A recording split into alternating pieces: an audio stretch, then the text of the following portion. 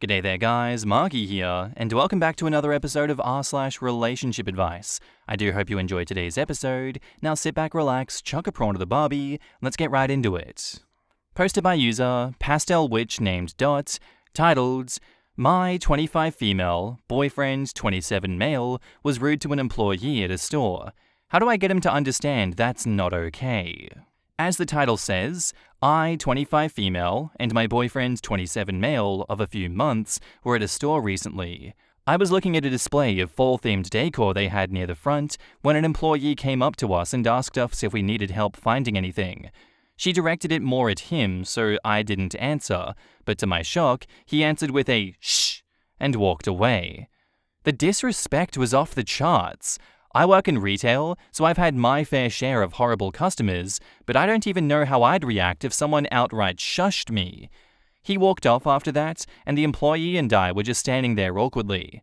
I apologized to her, and then went to catch up to him. I made us leave the store early because that was so embarrassing. When he got in his car, I asked him what he was thinking being so mean, and he just said that her voice was too loud. From what he said, he didn't even really mean to do that. It just came out as a reaction to her loud, high-pitched voice. I didn't think her voice was too loud, but he made it sound like she was impersonating a squeaky toy. I then reminded him of all the times I texted him from work and told him about a nightmare customer. He countered that this was different because I'm chill and sweet. He can't stand high-strung people. I countered that he's never seen my customer service persona, so he has no idea what I sound like when I'm on the clock. He has no idea what she's really like, and probably really hurt her feelings. He asked if we could please just drop this because he was tired. This was in the evening time after dinner. I said fine, and he took me back to my place. This was a couple of days ago, and we haven't really talked about it since. I can't stop thinking about it though. Hopefully he listened to what I said, but I'm not too sure. I want to bring this up again and let him know that it's not okay to talk to anyone like this, no matter the location. I also really don't like his reasoning. It feels made up or too immature. I'm someone who dates for the long haul. I'm looking to settle down and start a family. I'm not sure I want to create a life with a man who thinks it's okay to be mean to someone just because of the pitch of their voice. They can't help what their voice sounds like. I think another thing that is bothering me about this, would he have done this if she wasn't on the clock? Like, if she didn't have to worry about being professional and could stand up for herself, would he have still shushed her? I'm thinking not. I really like him, and this was out of character, or I guess out of character of what I've seen so far. In the comments, Unfairfinger5531 says, people are making excuses for his behavior, but I think he was just being rude. I don't like screechy voices either, but I would never do that to someone. Frankly, what he did is kind of like next level rudeness, and then he doubled down on it later. In my experience, how people treat others is a good indicator of how they'll treat you in your worst moments together. I would be concerned if I were you, and I do not think that you are overreacting. I also used to work retail, and I remember the upside-down world of socially acceptable behavior some people exhibited. He only did that because she worked at the store and there was some assumed authority he has there as a customer. He probably doesn't do that in any other scenario, and you should not let it go. I remember one time this guy yelled at me from across the store to come to him, and when I called him out, he made every excuse in the book while his girlfriend apologized on his behalf and acknowledged that he did yell at me. The point being that when you call someone out on their bad behavior, they always have a reason that puts the blame on the person they just tried to humiliate. He's 27. He knows it's not okay. And if he does not, do you really want to date a grown man who doesn't understand respect? Count it a blessing that you've only wasted a few months with him to see his true character rather than a few years. Text, dump, block, onwards and upwards, babes. If it was a reaction without thinking, then maybe yes, he's like autistic or something. Even if it was a loud, squeaky voice, most people wouldn't say, shh.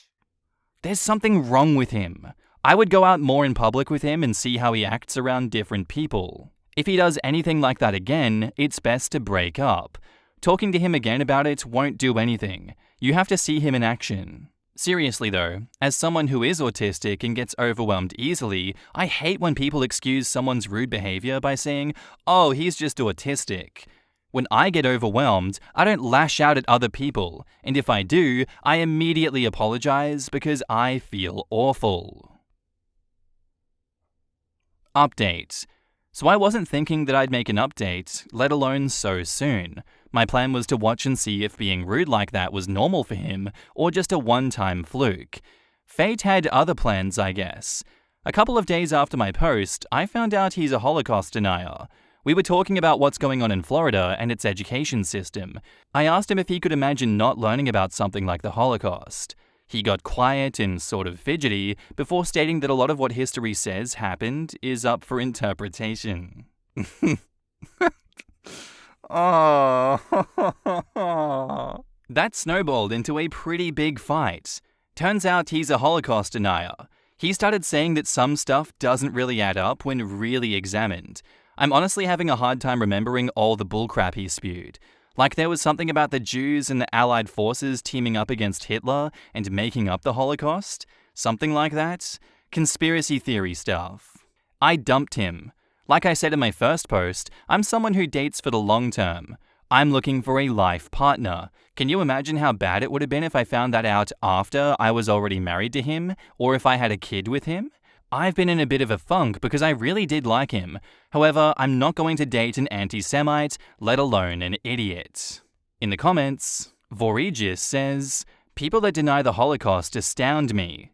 I remember also in high school going over Egypt and slavery, and this boy got into a full-on argument saying that slavery wasn't real." What's up, Kanye? It was something they just made up for the Prince of Egypt movie, saying that slaves in the US could have just left. I've discovered that most of the Holocaust deniers are American, or at the very least, non-European. It makes sense. Americans rarely get to travel to Europe, and if they do, they go to places like Paris, London, Rome, etc. They don't go visiting former concentration camps. Europeans do. Not only because a lot of us have grandparents or great-grandparents that were actually in the concentration camps or witnessed them, but because most high school fund school trips to a country that had some of the major ones, like Poland and Germany. Seeing it with your own eyes breaks the cognitive dissonance wall, and it becomes very hard to deny their existence or continue believing in the conspiracy surrounding them if you previously did. And yeah, not much else to say about that one besides yikes.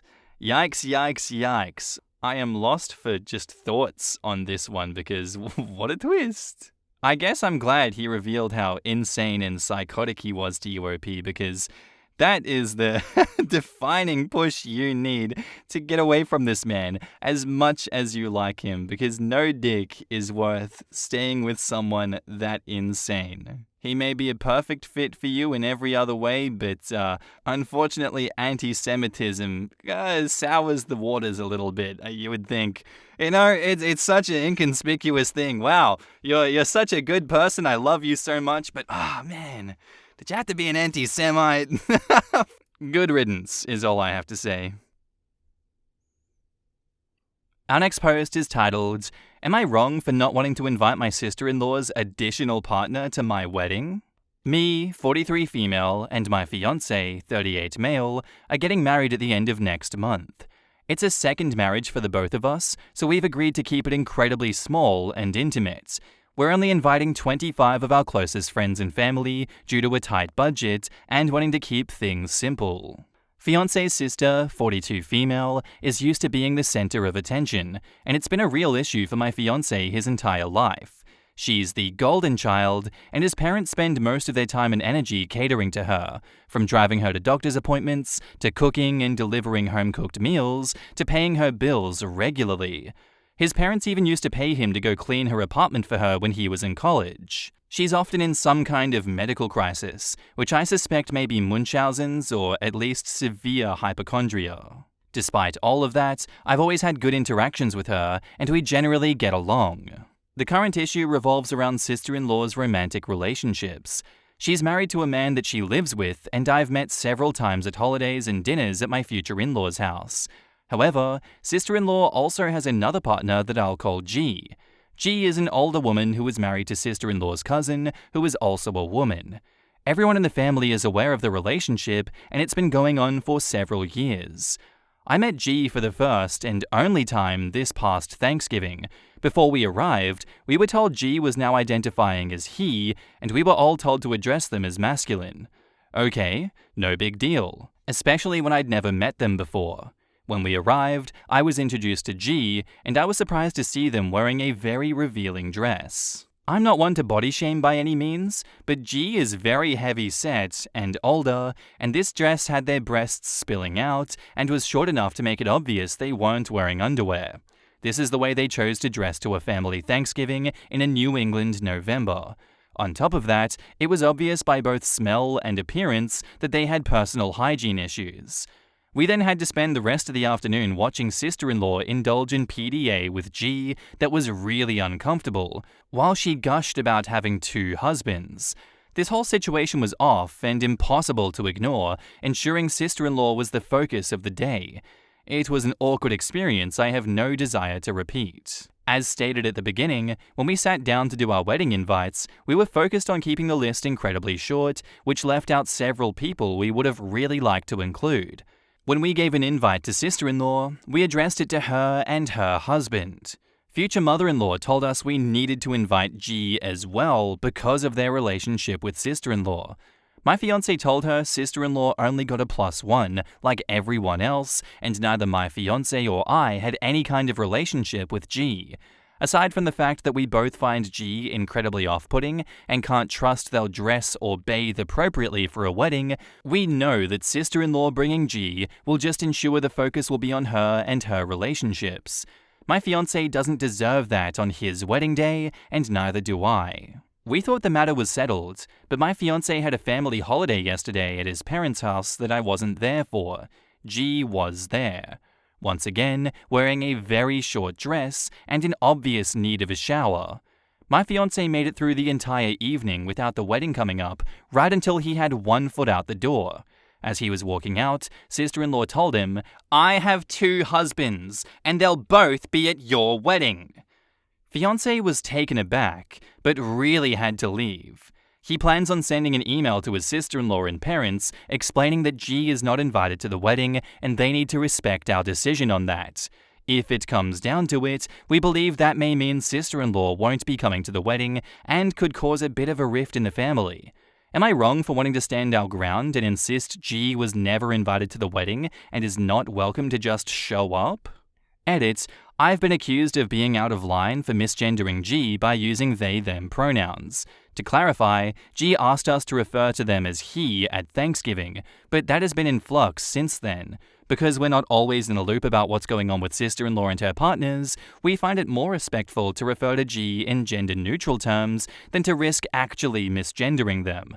Our issues with G have nothing to do with their gender identity, but the fact that we find them off-putting for a variety of other reasons. Future father-in-law feels the same way for the same reasons. The other thing that people are taking issue with is sister-in-law's medical issues and me saying I think she's a hypochondriac. I am well versed in chronic illness and invisible illnesses. Sister-in-law does indeed have some actual health issues. However, she continues to make them worse by constantly going against doctors' recommendations, especially regarding her diet. I didn't want to dig into it, but there is a lot more going on there. Also, oddly enough, accused of being rage bait and my fiancé interjecting on the thread was me pretending to be him? This honestly made us laugh and made me a little offended that someone said his writing was too similar to mine. He's been reading all of the comments along with me and trying to help clarify where he can. Thank you to everyone for their feedback. Fiancé is emailing his family tomorrow about all of this, and this has been helpful with suggestions of what he's going to say. I'll update as things progress. In the comments, SadEnd5831 says, "That was a ride. I think the best case scenario is that sister-in-law is a no-show for all involved. I don't think she's great for your husband's mental health, and you both deserve a stress-free wedding." I agree. At this point, we're guessing she'll be sick with something and not come. We were trying so hard to keep this small and easy. I even suggested that we elope. I won't allow sister-in-law to upstage my fiancé on our wedding day, no matter what happens. Remind her that this is your and your fiancé's wedding. Inform her that attention-seeking and ruining your wedding is not an option. She can come with her +1 or not at all. Inform anyone else that agrees with her that their spot can be given to someone else, and they can spend the day with sister-in-law paying her all the attention that she needs. Then adjust your budget for security to make sure they don't show up to ruin your day. I am so sorry you and your fiancé got to deal with that bullshit. I promise I'm not trying to be a scorched earth Redditor, but does your fiancé think this may be the hill he needs to take a stand on with his family? Tell them if sister-in-law keeps insisting to bring G, then she is uninvited. If the parents take her side, they are uninvited. But I'm petty, and I'm sure your bro wants his family there to support him. It's so sad they can't stop their lunacy for one day. I hope it's a great one. Update.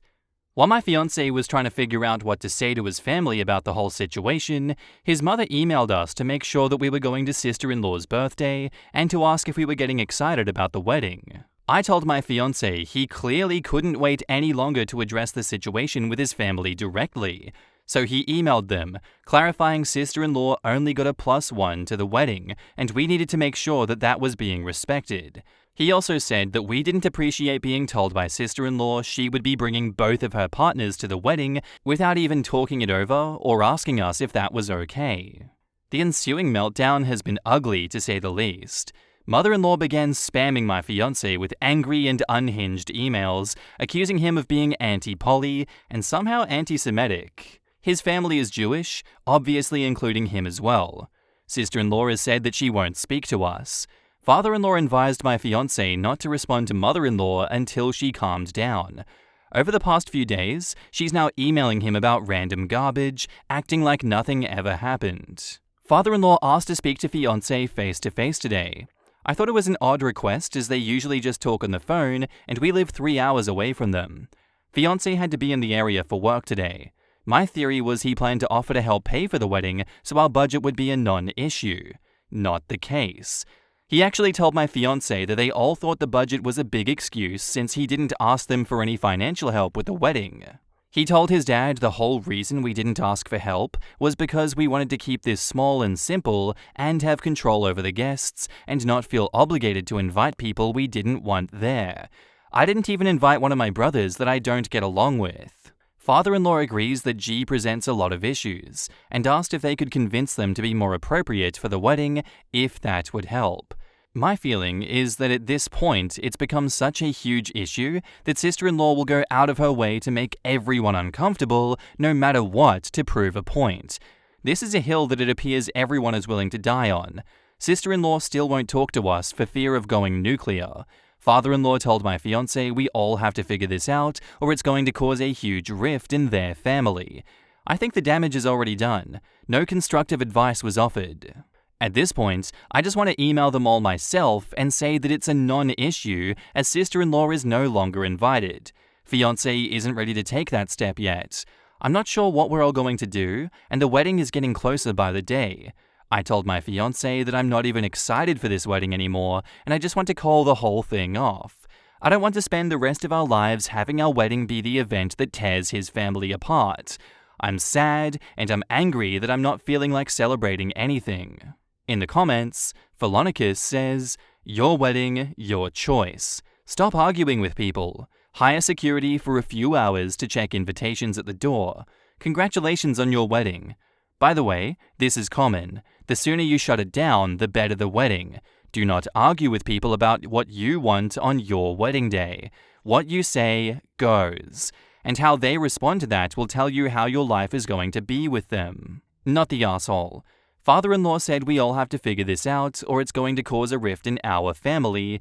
But from your description of the family, what he is really saying is, you two need to fall in line and do what sister-in-law wants, period.